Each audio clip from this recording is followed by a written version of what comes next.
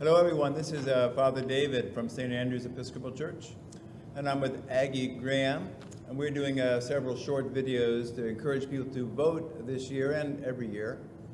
So the topic of this video is how to do voting by mail. The other two videos will be about how to vote in person, and the third video is who are we voting for and how does the whole government and office system work from the local government all the way to the national. So, thanks Aggie for dropping in. This is a discussion about mail-in voting, and before we get all the way to the details, how do you know about mail-in voting and how did you get into the voting world? So I have been a volunteer voter registrar for a few years now. Just got interested because I felt like I wanted to do a little bit more to help people vote and help make sure that our elections run smoothly. So exactly what is mail-in voting? It sounds kind of mystical or something, but what is it really? So it's basically just for people who cannot get to the polls easily or safely to be able to cast their vote. So if you can't get to the poll for one reason or another, you can still vote pretty easily. Absolutely. And what are like the reasons, like for instance, that you wouldn't get to the poll? I mean, so, for example, if you are going to be traveling during early voting or on election day and you're going to be out of the county, if you are sick or disabled, if you are, it's also available for people who are 65 or older on election day. So everybody over 65 can do this if they want to? Automatically eligible, yes. And then the last reason would be if you are in jail but otherwise eligible to vote. I don't know many people in jail. Me neither. My dad got out years ago. So there are lots of reasons you can't vote by mail. And for instance, like the military people, they do this all the time, right? All the time, and have been since, I don't even know when, the beginning of voting. So the military folks, because they're not around, they're traveling all the time. Correct. And they're not around where they're registered. Mm-hmm. So they've been doing it all the time. And Texas has been doing the 65 and over all for years? For years, yes.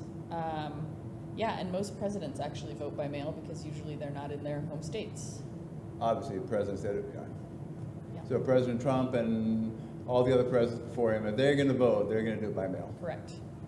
Oh, makes sense. So then you have to get a ballot mailed. I mean, you have to get one in your hands while you're at your house. Right. And then you mail that in. But how do you get the ballot in the first place? So there are actually two steps. The first step is you have to actually apply to vote by mail. And you can do that in a number of ways. You can either go online to sos.texas.gov and print yourself an application, or you can call the voting clerk at 210-335-0362 and request for them to send you an application to vote by mail. Okay.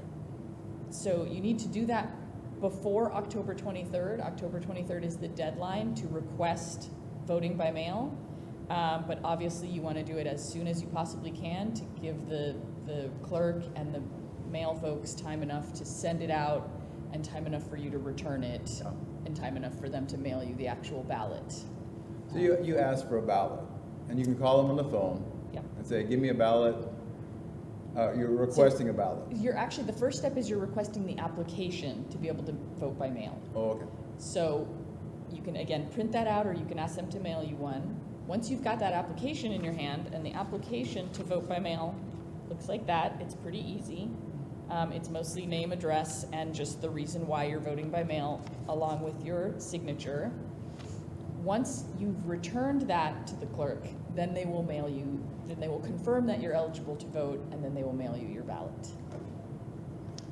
Yeah, I was thinking about this, and so the reason you apply, that's just like when you go in person to a polling place, they check your ID that you are that person. That you are that person and that you are eligible to You're vote eligible in to the vote. county. And so you apply. That's just like the first step that you do anyway when you went to the polling location. Exactly. Yep. So then once they've got the application, they verify that you're eligible, and then they will mail you a ballot. Good. And then once you've got your ballot, you fill out your ballot, and then you've got, again, two choices. You can either mail your ballot back in, or if for whatever reason you feel like time is getting a little short, maybe it's a little closer to election day, you can actually, during early voting or on election day, you can walk your ballot into our elections office and hand it in. And that address is 1103 South Frio in San Antonio. It's 78207. But once you've got your ballot completed, it has the address on it, so you can either just mail it right back in. Oh, very cool. So once you got your ballot, you vote for whoever you're going to vote for. It has a self-addressed envelope and it's a paid postage. You just stick your ballot in there, Correct. put it in the mail, and you're good to Off go. you go. Yep. And if you really wanted to, you knew you were going to be out of town that day, you could just take the ballot and walk it down to the You could, office yeah. down in San Antonio and drop it off. Yep, exactly. If you realize, oh my gosh, tomorrow is election day, I'm not sure if the mail's going to have time to get it there, you can just drive it down there yourself. Okay. So all those dates we talked about, there's 2 dates you have to request it on time, you have to mail it in on time. It's not brain surgery, but No, but just to recap, so you have to request your mail-in ballot by October 23rd, and you have to send in your completed ballot.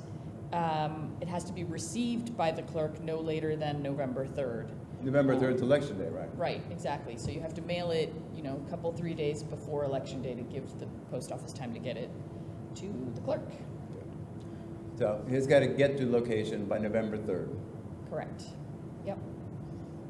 Yeah, so pretty there's simple. nothing to do with that when it's stamped. It's got to get there. It's got to get there, yeah, exactly.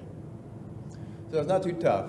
No, it's pretty simple. I mean, it's 2 steps. You got to request eligibility to vote by mail. Then once you get your ballot, you're good to go.